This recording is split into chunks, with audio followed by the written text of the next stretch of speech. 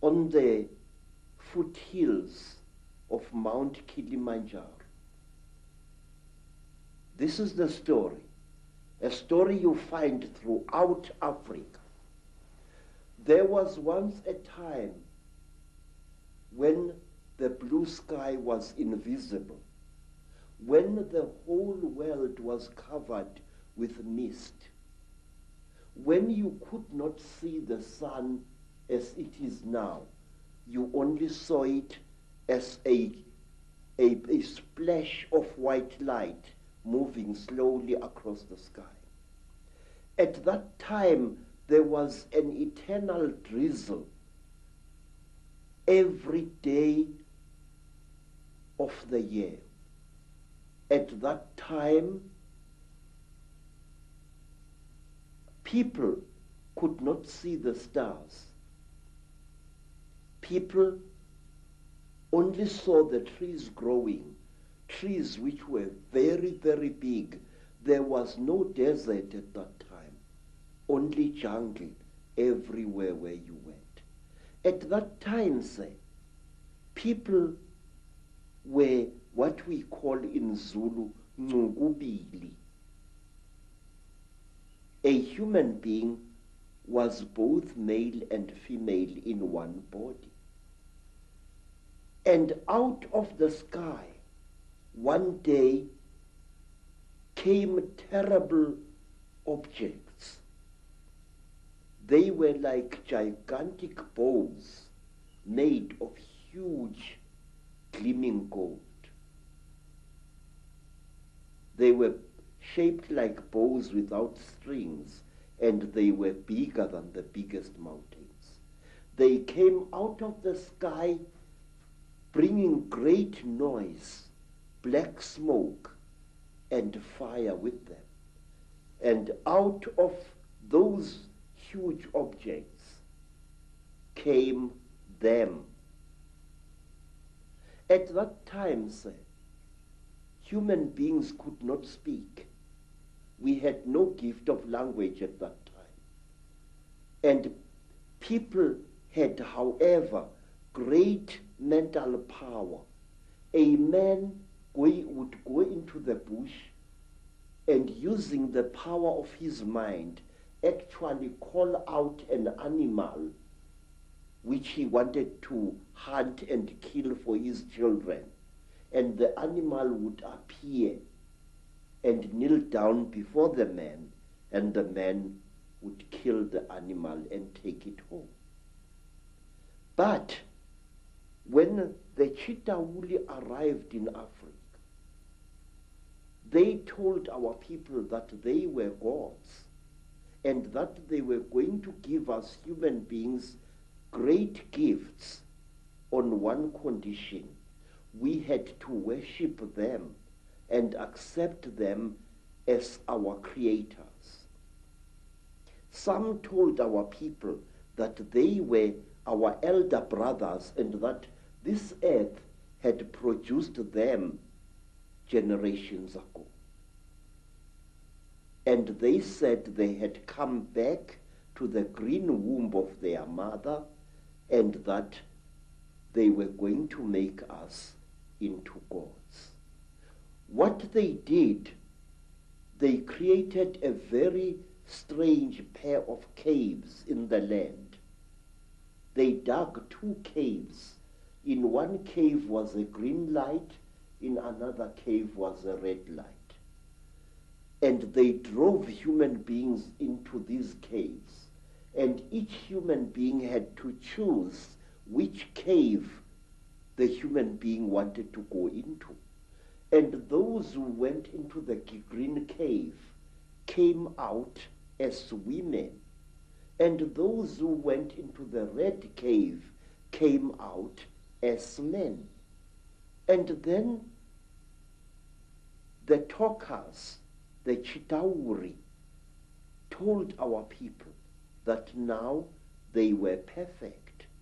But the moment the first men saw the first women, a terrible row erupted. The women hated the men because they looked between their legs and they saw what they thought were snakes dangling between the legs of the men. And the men hated the women because they looked on their chests and they saw these big things. What they were, they did not know.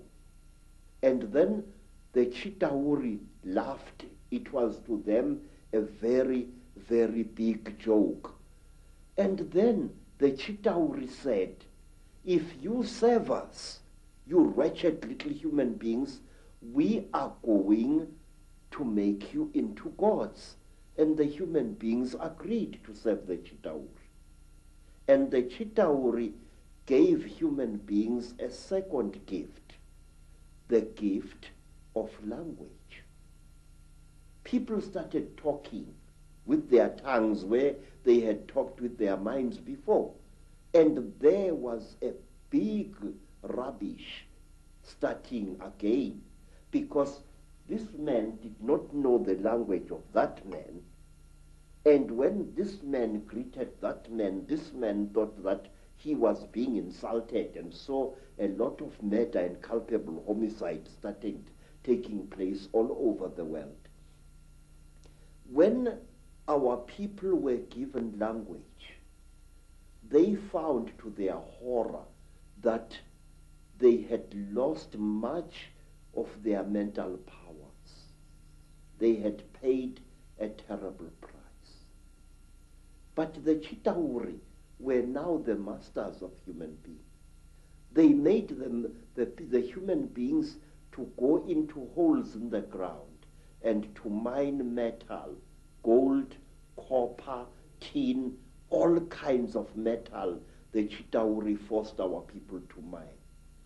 And the people were very unhappy because they couldn't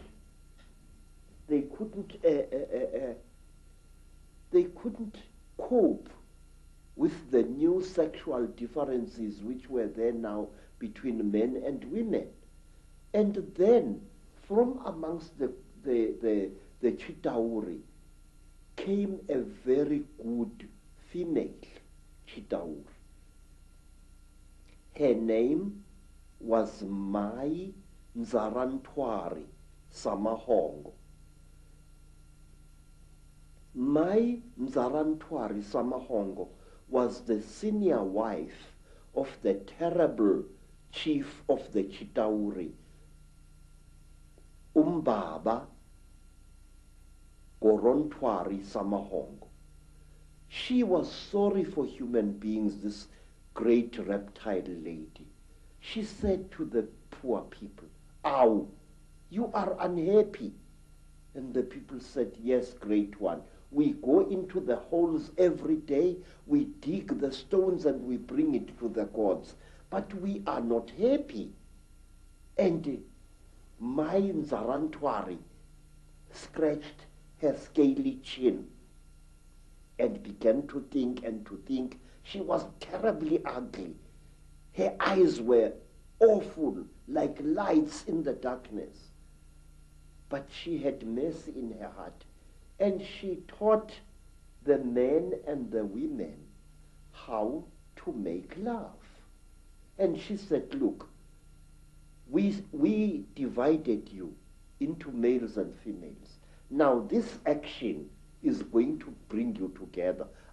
But it did not, because anyone who receives a gift from the Ntwari, the children of the python, is always in trouble. What happened was that when one guy slept with his wife, he didn't find her much, so he went to steal another guy's wife, and there was a big remorse, as we say in Afrikaans, starting. So men started stealing each other's wives and each other's girlfriends, and women started stealing each other's husbands, and there was a big nonsense in the land. And King Umbaba, the terrible lord of the Ntwari, the reptile people, said, "Look what you've done, you stupid old woman. Now these people, they are making such a noise. Listen to all that screaming in the bush. They are busy making love there, and our gold is not being dug, and you are responsible for this."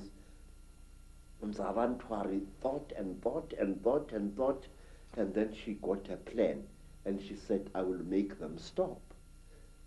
When they make love to each other, the female is going to get pregnant. And when she is pregnant, the male is going to leave her alone, and that noise in the bush will not be so disturbing to you, my lord. And Umbaba said, you had better. There is no production here.